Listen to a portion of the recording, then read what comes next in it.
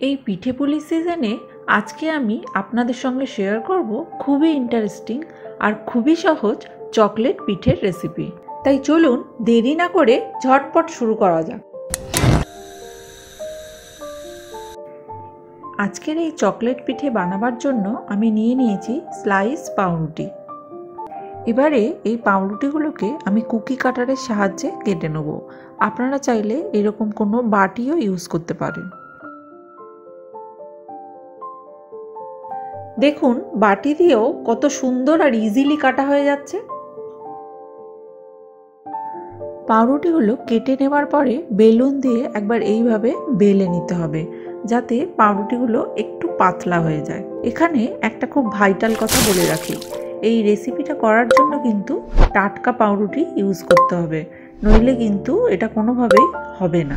কারণ কি, পাউরুটিটা যদি বাসি হয় তাহলে পিঠেগুলো কিন্তু ভেঙে যাবে। পাউরুটিগুলো সমস্ত বেলে নেওয়ার পরে এই বাটিটার মধ্যে আমি কিছু ডার্ক কম্পাউন্ড চকলেট আর ডেয়ারি মিল্ক ভেঙে নিয়েছি। আপনারা চাইলে পুরোটাই ডেয়ারি মিল্ক দিয়েই করতে পারেন, তাতেও কিন্তু টেস্ট দারুণ হবে। এখন দেখতে পাচ্ছেন যে একটা বাটির মধ্যে আমি জল গরম করতে বসিয়েছি, দিয়ে তার উপরে স্টিলের বাটিটা বসিয়ে দিয়েছি। তারপর আমি কিছুটা লিকুইড দুধ এর মধ্যে দিয়ে দিচ্ছি, দিয়ে চকলেটটাকে মেল্ট করে নেব। এখন এই কেটে রাখা পাউরুটির মধ্যে এই মেল্ট করা চকলেটটা একটু দিচ্ছি, দিয়ে তার উপরে কিছুটা কুচিয়ে রাখা চীনা বাদাম, আমন্ড বাদাম আর কিশমিশ দিয়ে দিচ্ছি। এবার কি করব, পাউরুটির চারদিকটা জল দিয়ে একটু গ্রিস করে নেব। এখন দেখুন পিঠে ঠিক যেইভাবে ফোল্ড করে সেইভাবে পাউরুটিটাকে ফোল্ড করে নিলাম, নিয়ে হাত দিয়ে এইভাবে চেপে চেপে ভালো করে সিল করে নেব। আর এটা কিন্তু খুব আলতো আলতো করে করলে হবে না, বেশ হাত দিয়ে চেপে চেপে করতে হবে, নইলে ফ্রাই করার সময় পাউরুটিটা খুলে যেতে পারে।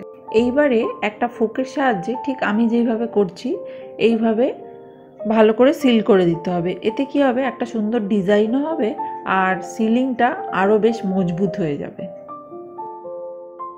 এবারে আমি বাকি পিঠেগুলো ঠিক একই রকমভাবে বানিয়ে নেব।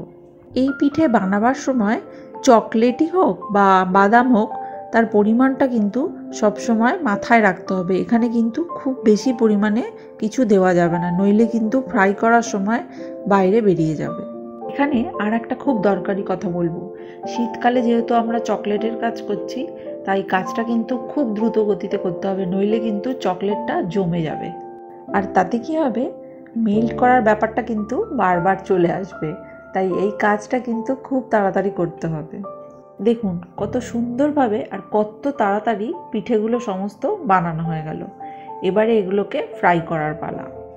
প্যানে আমি কিছুটা বাটার মেল্ট করে নিলাম, নিয়ে পিঠেগুলোকে আমি একে একে এই বাটারের মধ্যে দিয়ে দিচ্ছি। এবারে এই পিঠেগুলোকে বাটারের মধ্যে একটু এপিট ওপিট করে যেইভাবে পাউরুটি বাটারের মধ্যে সেঁকে ঠিক সেইভাবেই বানিয়ে নেব। আর এটা বানানো এতটাই সহজ যে চাইলে ছোটরাও এটা বানিয়ে ফেলতে পারবে। দেখুন একটা হালকা ব্রাউনিশ ব্যাপার এসে গেছে। এবারে পিঠেগুলোকে প্যান থেকে তুলে নেব, এর থেকে কিন্তু আর বেশি ফ্রাই করার দরকার নেই। রেডি হয়ে গেল খুবই ইজি আর ইয়ামি ইয়ামি চকলেট পিঠে। তাই আজই বাড়িতে একবার ট্রাই করে দেখুন আর আমাকে কমেন্ট করে জানান কেমন লাগলো।